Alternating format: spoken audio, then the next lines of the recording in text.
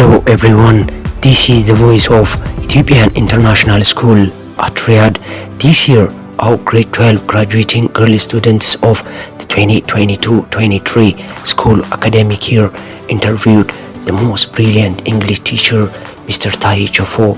Mr. Taye shared his amazing teaching skills, his past life, his life observations, and so on with our students. We hope you enjoyed the event. This interview will be translated into Amharic by our students and will present it to you in the next video. Have a nice day.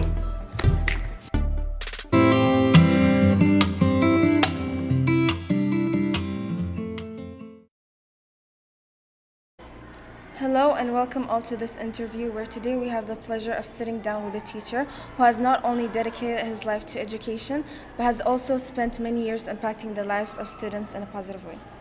Teaching is not just a profession, it is an art form that requires a special touch. And our guest for today is a true master of the craft. He has spent countless hours tirelessly working to make sure his students not only learn from his lessons but to also have a ton of fun through the process. Because learning from someone who is smart, loved, can be incredibly valuable and beneficial for our personal and our professional benefits. One of the key benefits of learning from someone older and wiser is that it can help us to learn how to deal with similar struggles and obstacles that we are currently dealing with, and can provide guidance on how to navigate these situations and emerge from them. One of the biggest examples of an individual learning from a wise man is the famous author and entrepreneur, Tony Robbins. He simply was all ears to learn from the wise and change his life to the better. And he had a specific model he looked up to and listened to called Jim Rohn. And from there, with the right guidance, Tony Robbins was living his best successful life. Regardless, education is a powerful tool, and our guest knows this better than anyone. He understands that if you educate one person, you can change the whole world. That's why he made it his life's mission to teach, empower, and inspire. We want this interview to inspire you all to be wise and lead a greater life. We're going to hear all about the unique teaching methods and how he managed to integrate humor with scientific examples into each of his lessons. He knows that when his students are engaged and having fun, they tend to learn and have fun at the same time and retain information better. Speaking of scientific examples, did you know that the human brain has the capacity to learn new things even in old age? It's a phenomenon called neuroplasticity. And it's amazing to think that we can continue to grow and learn throughout our entire lives. Our guest has personally witnessed the incredible power of education and knows just how vital it is to give students the proper tool they need to become successful, engaged, and fulfilled members of a society. We are going to hear about our guest's philosophy of teaching, his background and life experience, the techniques he uses to engage and motivate students, and the innovative methods he has developed over the years to optimize learning and inspire his young charges. We're looking forward to hearing about his remarkable journey from humble beginnings to the pinnacle of his profession. We will learn about his passion to inspire and motivate his students and how he creates an environment in which they feel comfortable, safe, and eager to learn.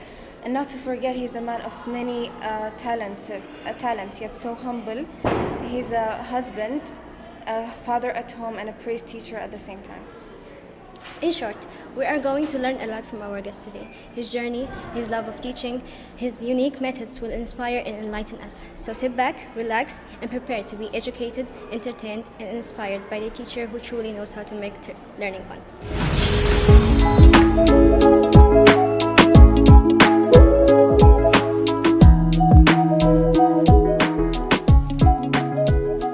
Good morning to all. We are here today with Mr. Taye. First of all, how are you? Good morning to you. I'm pretty good. How are you? Alhamdulillah. We wanted to interview you because we think you're a genuinely an interesting person, and we want to know and learn from your life and experiences academically and in life aspects. We want to know about you and learn from you. So can you just tell us some things about like who are you? What did you major in school and what school you went to in college? Well, thank you for giving me this opportunity, first of all. That's a wonderful question. Like any Ethiopian child, I went to school at age 6 at that time because we were not allowed to join before that. There was no KG like you have today. But we had Andenyaha and Andanyale kind, which is equivalent to KG1 and KG2 of today. I think I had the privilege to finish all the Andenyaha and Andanyale in grade 1 and grade 2 in just 1 year. I was promoted to grade 3 in the first year of my joining school. Wow. Yeah, but couldn't get the opportunity to jump grade levels after that. However, actually that gave me 3 years in advance. Okay. That's about the time I joined school. I completed primary and junior, and high school. High school is a different compound actually, only grade 9 through grade 12. It's called LM Comprehensive Secondary School, which includes everything, including technical and vocational subjects also here. In Addis? No, it's in a place called Dambidolo, very far, around 660 kilometers away from Addis Ababa. Okay. In Wallaga. Wallaga. Yeah, presently named as LM Wallaga. All right, I completed there, and then joined college. My college studies were really good.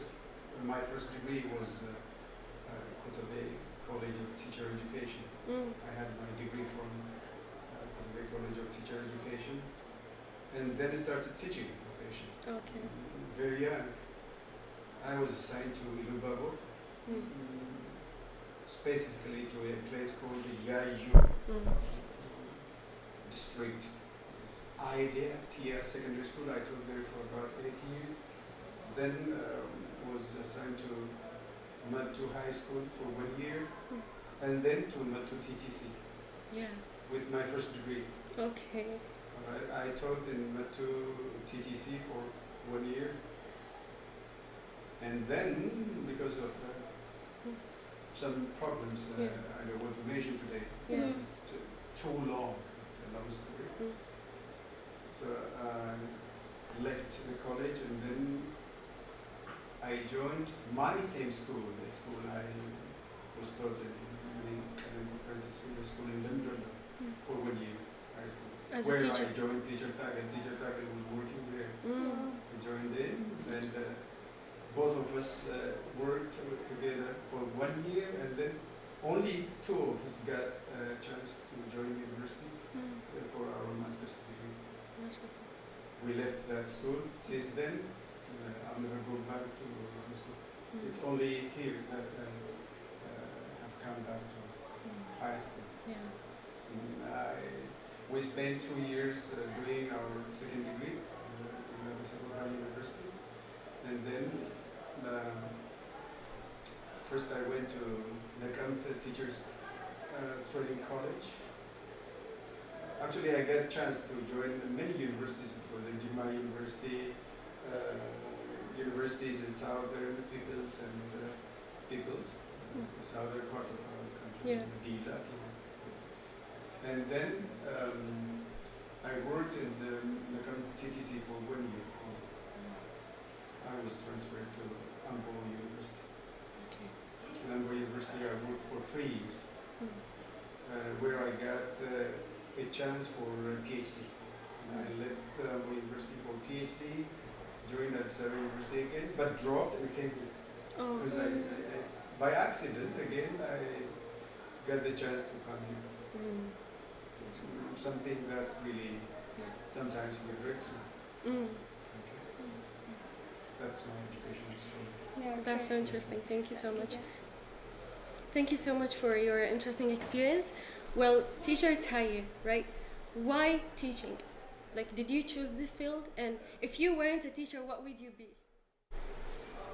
That's a very good question again. That takes me back to even to my high school. Maybe I might have shared this story roughly in different classes. Yeah. In grade 9, up to grade 9, I was very good at all subjects. Mashallah. I did not have any favorite subject. But in grade 9, mm, we got a very bad mathematics teacher. Okay, he really did nothing to let us do anything in mathematics. Yeah. I was number one student, but I remember writing only 3 pages in the whole of the semester. 3 pages. Then, that was the year I missed completely. Okay. But I was ranked number 1. When I went into grade 10, I don't even remember whether we had a mathematics teacher or not. Okay. So I decided to join social science. I want you to know that I'm not differentiating between social science and natural science. I'm not favoring one over the other. Both of them are equally good. But my first priority or field of study was medical science. That was in my mind from childhood.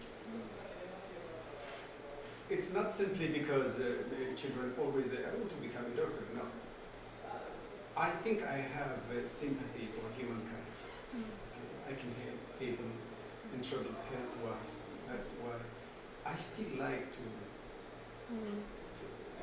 actually, I cannot study medical science anymore, but I would like maybe to have my children study, at least one or 2 of them.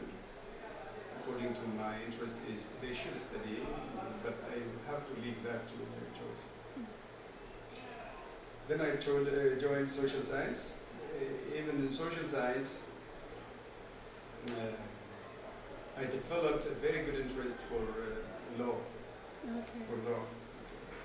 So 2 fields, either law or medical science. Now medical science story is gone because I joined social science. It was impossible to join. From at that time, joining social science from natural science stream was sometimes possible, but the reverse was not possible. In university, during our time, it's not like you are enjoying a lot of opportunities today. You have a lot of opportunities today. You can choose your fields of study in your universities and they will assign you accordingly. During our time, the universities will throw you anywhere. Okay? It's just random. That's why I joined English department. Of course, I enjoyed the department. Though it was not my dream field, in the first semester itself, I was number 1 and I was sent for a trip for a week or so. So, if I had the chance to choose, I would first be a medical doctor. My second choice would be to be a lawyer. But I think my second choice could be realized in the future because I started a course in law before I came here. I completed 6 courses. I enjoyed all courses. Yeah. And I'm sure I'll do it when I go back. Whatever age. I will do at least my first degree in law. That's so inspiring. But after all this happened, and now you're a very successful teacher from what we perceive. So what's your dream job after all this, or after everything you lived? Do you have a dream job you want to succeed with? Of course, yes. Yes. What is it? My future dream job would be business. Business. I will start business. But that business may be in education. Okay? I dream to have my own school. And I believe I will do God willing. Alright? Because I have the experience already. Before I came here, when I was working in Ambo University, I was able to establish a KG, a KG school, KG 1, 2, 3. Actually, paired with other lecturers in the same university. So that is my dream area in the future. That's inspiring. So after all of this, what was your experience like in high school? Did you face any bullying? Is there something that you don't forget in high school? What was it like?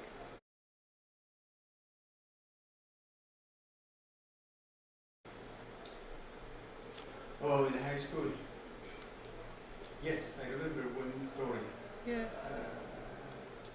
It was in my first school, Yayu High School. Its name is Idea Tia Senior Secondary School. Before that, it was called Yayu High School. It was in that. My director was Mr. Jonas. He used to be history teacher, but then he became the director. There was kind of misunderstanding with me. For a reason I don't know, but I heard rumors from other teachers after long years. He just counted me as an enemy. Okay, he did not consider me a friend or a colleague. Like you were a teacher at that time or a student? No, I was a teacher. Okay. Are you asking me my experience as a No, student? you could continue and then It's okay. as a student. Okay, Yeah. I'll go back. Look, the story is very difficult. I know it could be longer, but let me cut it short. So he still has that impression in his mind that I wrote a letter, typed a letter, and put on his table saying that I would kill him. Like a But threat. somebody else did it. I did not do. I didn't even hear whether he found a letter threatening him to take his life or not. I heard this story, I think 3 or 4 years after that happened. But I didn't know why he just considered me somebody bad. He's now working in Jimma University. He's a doctor, history doctor. I couldn't get the chance to talk to him, to explain to him that he did not have the right impression. I did not do. I was just labeled as a scapegoat. I was a scapegoat in this regard. That is what I remember. Going back to my school years as a student, I've never had any problem. I've never had any problem because one, every student wanted to talk to me or wanted to sit close to me because of, I think, academic performance. Yeah. And all teachers considered me their favorite. Almost all teachers. That's what I know. But one day, I think I arrived late or so. I remember in grade 8 or grade 7, my director asked me, "Fasubin?" What does it mean? Your American translator would take this. Okay. But then that would what did not happen to me at all throughout my school time. I was always in time. I used to finish all my homeworks in class using bits of minutes between periods. I don't remember taking back home any homework unless this too long, maybe unless this given in the last period.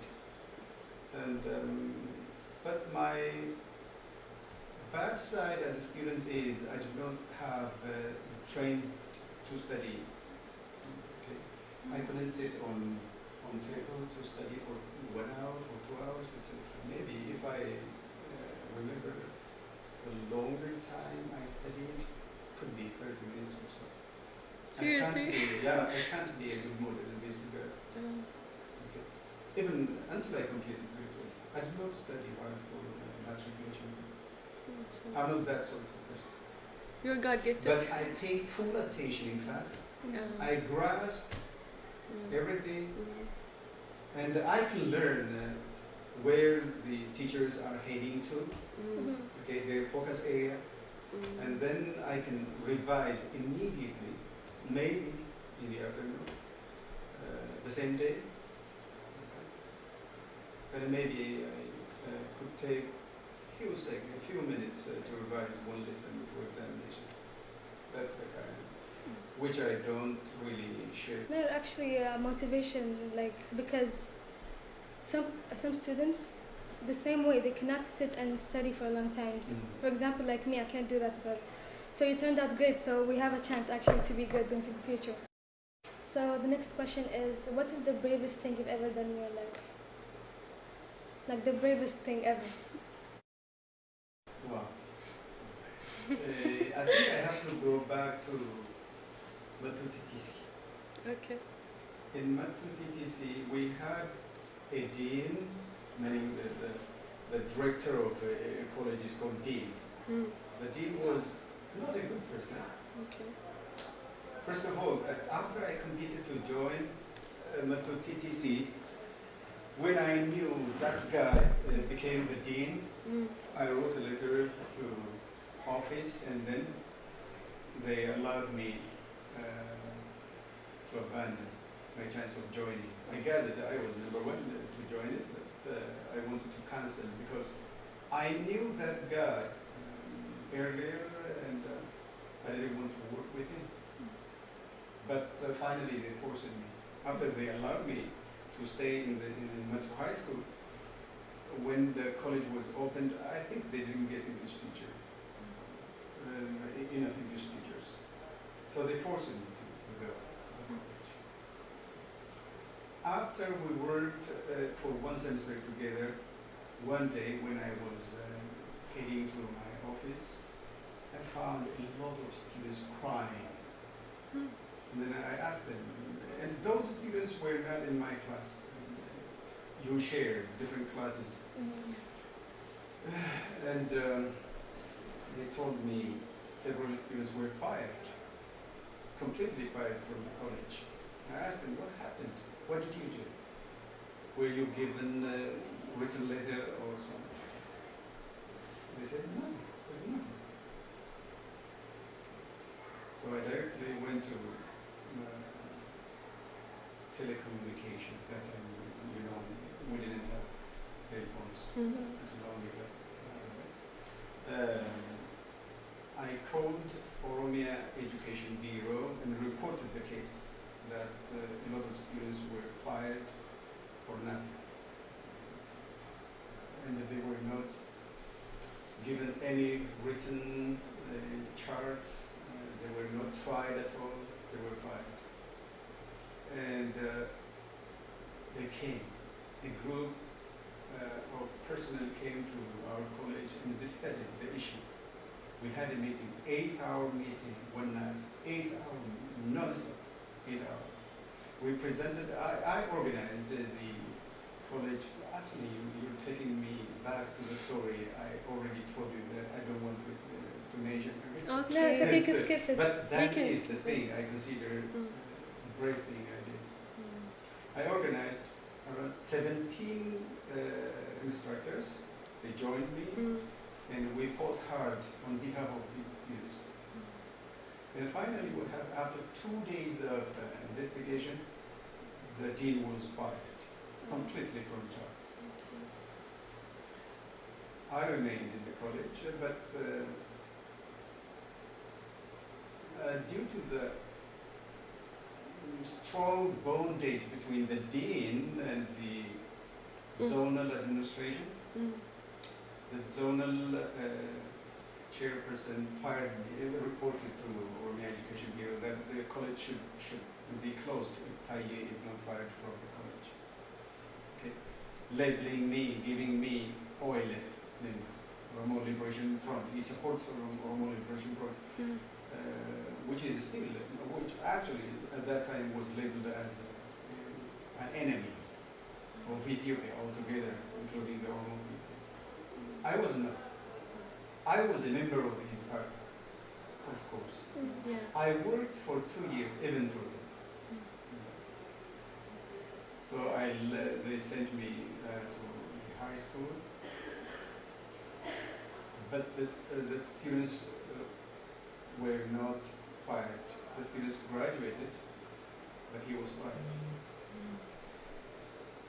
I told the personally responsible before we started the fight that I would really sacrifice my life, let alone my job, for the right of those students.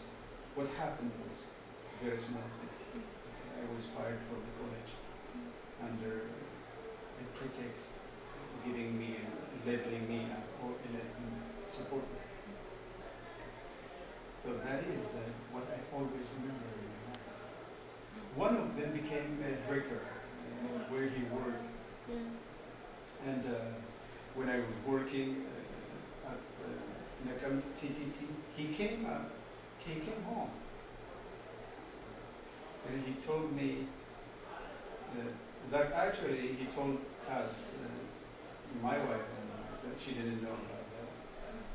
In front of her, he told me, I'm here, I'm a director today because of you. Okay, so I'm proud of that. But I've never seen the other guys since then.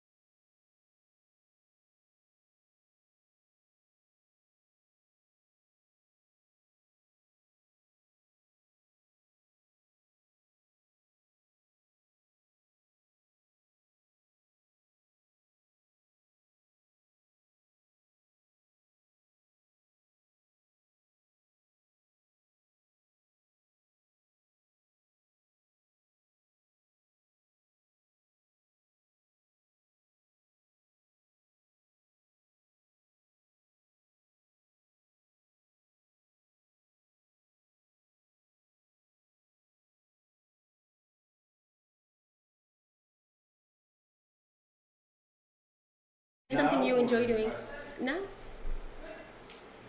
Now I spend my free time, of course, reading things. It can be articles. I like reading articles. Okay. Than big books. If I have to read books, I'll choose. I like reading science, natural science, things like biology, medical science. I like reading things related to law, geography, history. Okay.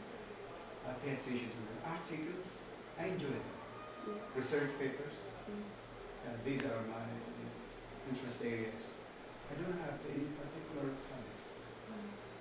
So when you were a student, your free time was like occupied by... Yeah, we were just playing outside. We were afraid. We could go to field and play football.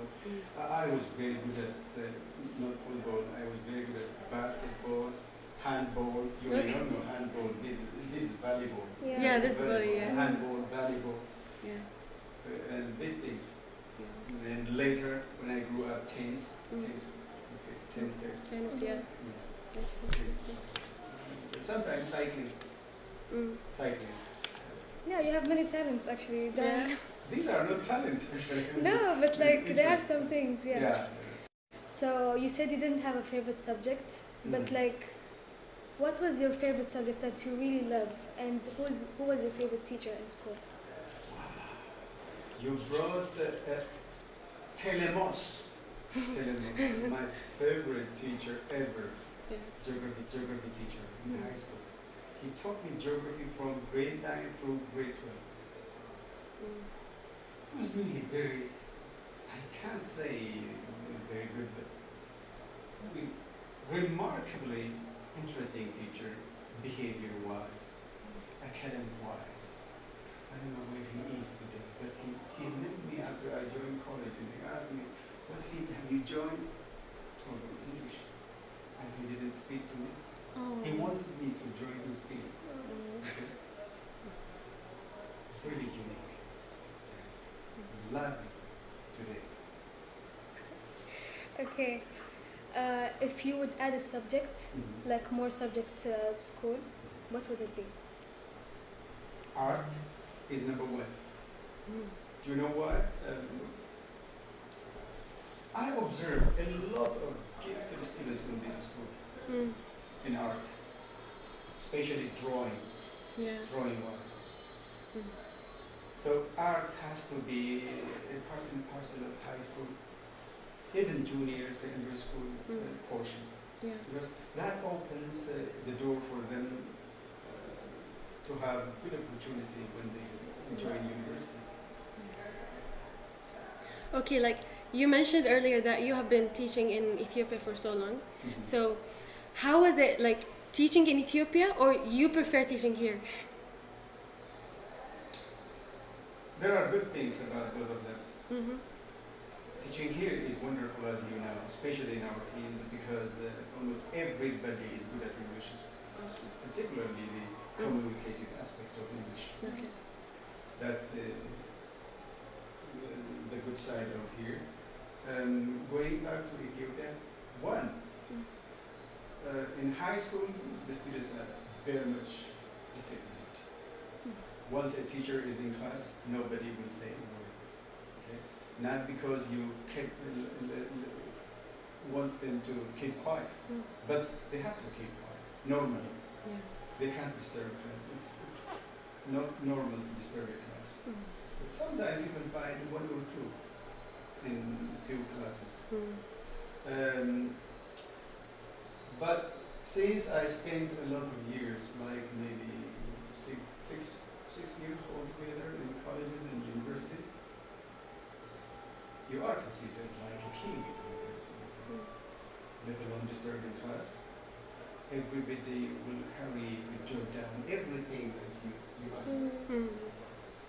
So they do everything in time and as much as possible, neatly. And everybody is interested in class. They are ahead of you all the time. You don't wait for them to arrive in classes. Because I had, especially in Amber University, I had my own room where I presented spoken English and listening. My students come to my room and I don't go around. But sometimes when I give other courses such as writing, I have to go to other classes because we give across the compound to all fields. So that is a good side. Teaching in university is wonderful. You enjoy it. And on top of that, you don't have a lot of load. The average number of periods you are supposed to teach in university is 12 periods, meaning 2 periods a day. Apart from that, you are expected to research, okay, read and research. Unless you research, you can't stay in university as an instructor. And even now, after I left university, even before I left the university, my final year was the point, time when it started. Unless you do your PhD, you can't continue working in the university. So both teaching in Ethiopia and teaching here have very wonderful sides. I don't think they have bad sides. Okay, that's The only bad side maybe is fullness. Understood. Understood. So talking about your teaching style, like, do you use the same technique teaching here and in Ethiopia? No, not at all. Not at all. Especially in high school,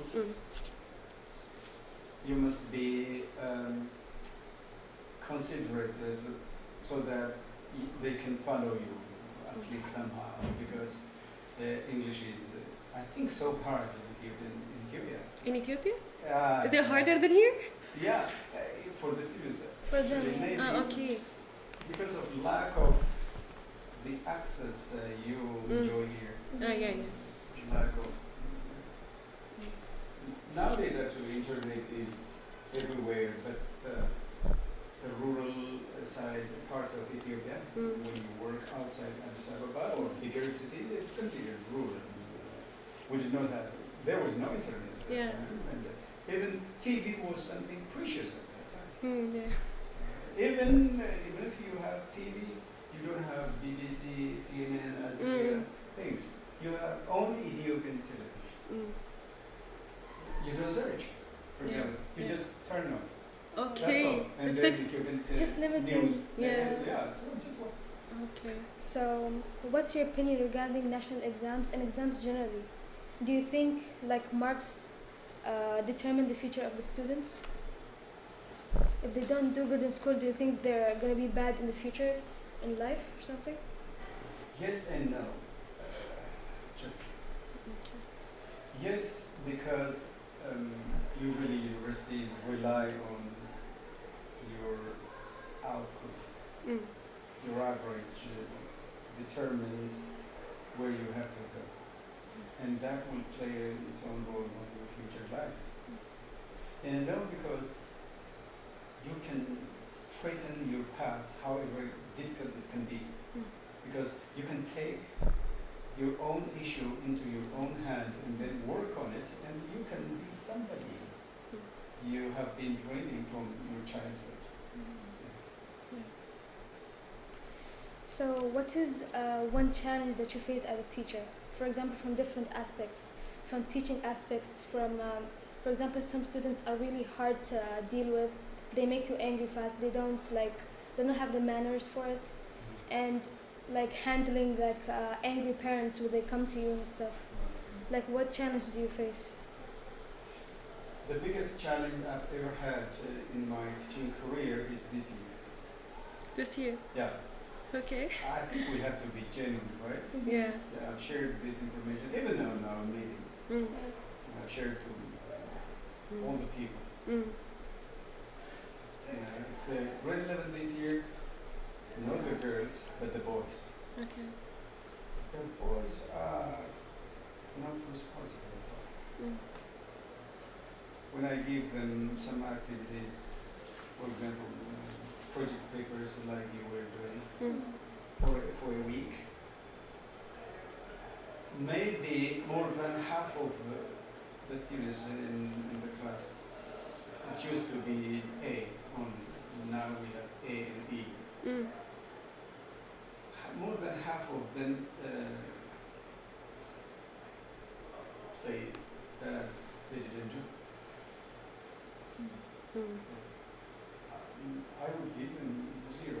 Mm. So the worst mark across the school this year was mine. Grade 11 English was the worst mark. So I'm not very happy about this. I've never seen such a batch. Mm. The girls are wonderful, Yeah. but the boys are unique in that they don't care about their classes. Mm. They don't care about anything. Mm. They usually arrive too late, or they leave class and stay outside in every class. Mm. In mathematics, almost everybody is mad about it. Mm. But we have to forget, because we have nothing to do. Yeah. We tried our best. We talked to the parents. We talked to the school. We spent a lot of time with each and every student in these 2 classes now. Yeah. And maybe very few students actually heard our words and tried to show some improvement. Mm. But still, the problem is somewhere. Okay, how do you handle an angry parent when they come to you about their children? You must cool down. Mm. That's a mistake. Mm. As a teacher, you are responsible. Yeah. 1, you must listen to them. Mm. Give them time to finish everything, to say everything, to insult you, Okay. to say this, that. Okay. When they finish, Yeah. you must explain everything from scratch. Mm. You have to build up the story so Mm. that they understand the whole issue. Yeah. And then once they understand the whole issue, they will cool down and say sorry. Mm. Yeah. Yeah, the teacher has to be patient as much as possible. I'm not saying I'm that patient, but I'll try to be that sort of person. Yeah. So, would you like to just share with us what's the best or the worst thing about being a teacher? The best thing about being a teacher is Yeah. you work with human beings. Mm. You work on human beings as well. you will have a little bit of contribution into who these people will be in the future. Yeah. You're building not just blocks of houses, Yeah. but human being, this complex creation. I like that part of teaching. But when it comes to the downside of teaching, one, we are not paid as much as we labor. Yeah. Okay. Second, if you are amazed, nobody is going to take your place. Maybe it will take you longer time to make up the missed opportunities. I think that's all. Okay. So, what piece of advice would you give for those students who are willing to become a teacher? Is there anyone who would like to be a teacher? Maybe the listeners, you don't know? I think I heard somebody in grade 11 or in grade 12, he or she would want to be a teacher. Kids can say, Yeah. I want to be a teacher because Yeah. they are not identified. Okay, the pocket issue. Yeah. Yeah, the reason almost so many students want to become a medical doctor is that they assume medical doctors earn a lot. Actually, the truth is not that. The truth is something else. It's not simply because they want to help people in need, the sick. But according to my opinion, I don't think there is anyone who would like to be a teacher in this school. Okay. What if there is? There is a hidden message, by the way. No? Even if I want to be like for kids, not teenagers and stuff. Yeah, I'm not discouraging students to think about joining teaching profession. That's a wonderful thing. By the way, like I said earlier, you work on human beings. Yes. You shape the generation. That's a noble profession. And I think you must forget money issue. Yeah. Money has to be secondary. And you can be a great person also. You can be a great teacher. I remember when I went out to teaching practice for 1 month in Bole High School, my instructor who came to see me in the class went back after evaluating me and reported to class, my class, in my presence, Taye would make a great teacher. He studied in London, Oxford, I think in Oxford University, great teacher, maybe a second best teacher I've ever had. So I don't know if I'm that person now. We will testify. But You are. you will judge. Maybe. Okay. So anybody can make a great teacher. No, you are really a great teacher. You taught us things that we didn't know. Even vowels, we used to study vowels from KG1, but we realized the use of vowels when you taught us in 11, imagine. So thank you for that, really. As students who are going to university, what are the things that you wish you knew before going to university? That when you went there, you felt like a culture shock. Of course, yeah. Yeah. Yeah, like you said, you will be in a different environment.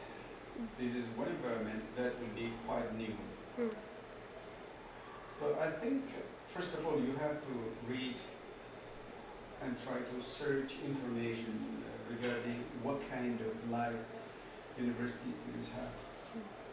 What is the expectation from the students in university and from the instructors there.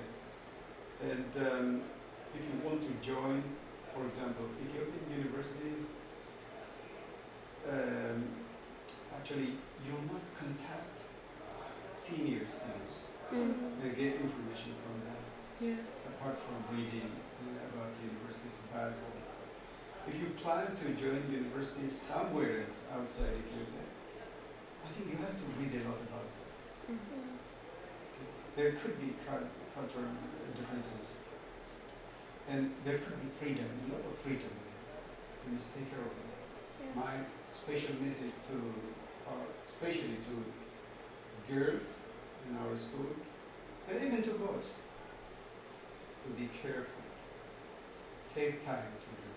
When you arrive, take time to learn. Mhm. And try to discover things before you involve in different activities. Talk to friends, like I said, seniors that you know from this school, for example. Talk to them. What is the culture like? Yeah. What is the language like? What is expected of you? Yeah. Okay, so how do your students influence you or your thoughts in any way? Like, do you have a student that you will never forget that influenced you? Yeah. For example, I remember Ayele Kabade, who used to be my student in Amber University. He is studying his postdoctorate degree now in London. He did his PhD already. He's a doctor. Now he's called back to do his PhD because his paper got a lot of credit. And I think it's developed into a theory in language, in literature.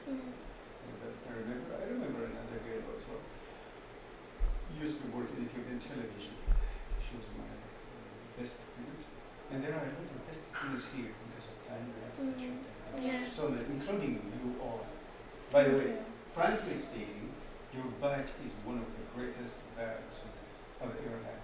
Thank you. Goodbye. Thank you so much. We'll just wrap up with the last question.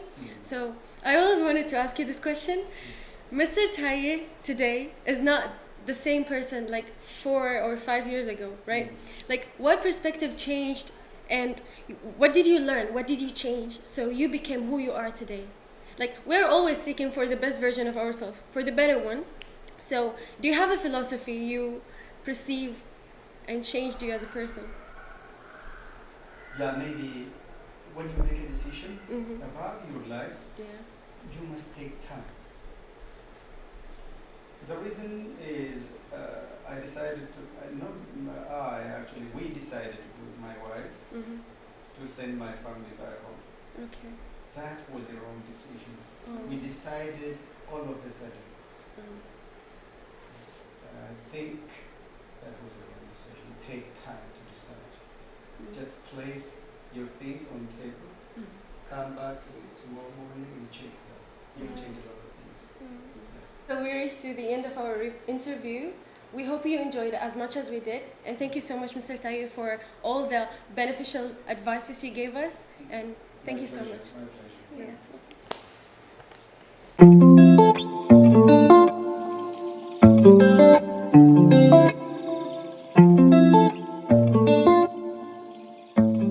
Summarize what we have learned from this interview. We learned to follow our dreams and fight for those who need help when they can't find it. We understood that a good leader could change us. A leader by mean guidance could be family, teacher, peer, or senior. We learned to deliver good deeds heartfully because you don't know who could be influenced by you. Never to rush when making spontaneous decisions, because if you do, it might lead to being one of the biggest regrets to ever happen in your life. Everyone has a unique way of doing and studying. We have to keep working hard and find our way and work hard on it, because that is how we will glorify our own way. Things may not go the way we planned, but have concern that there is always a good hidden deed in it. Never give up on our goals and be certain that it will never be late to achieve them.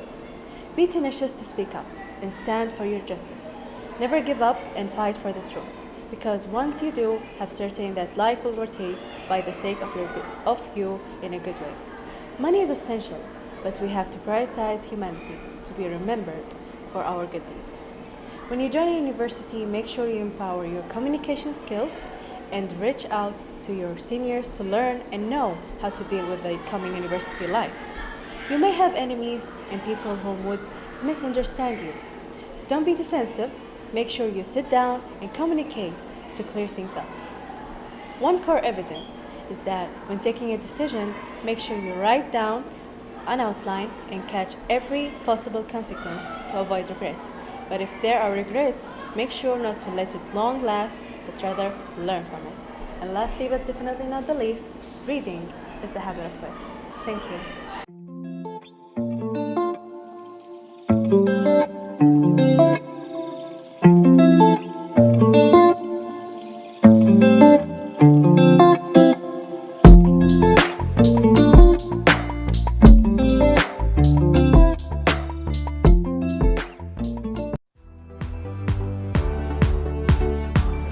Dear viewers, we hope you enjoyed the event. We sincerely thank Mr. Taye and our students for their time.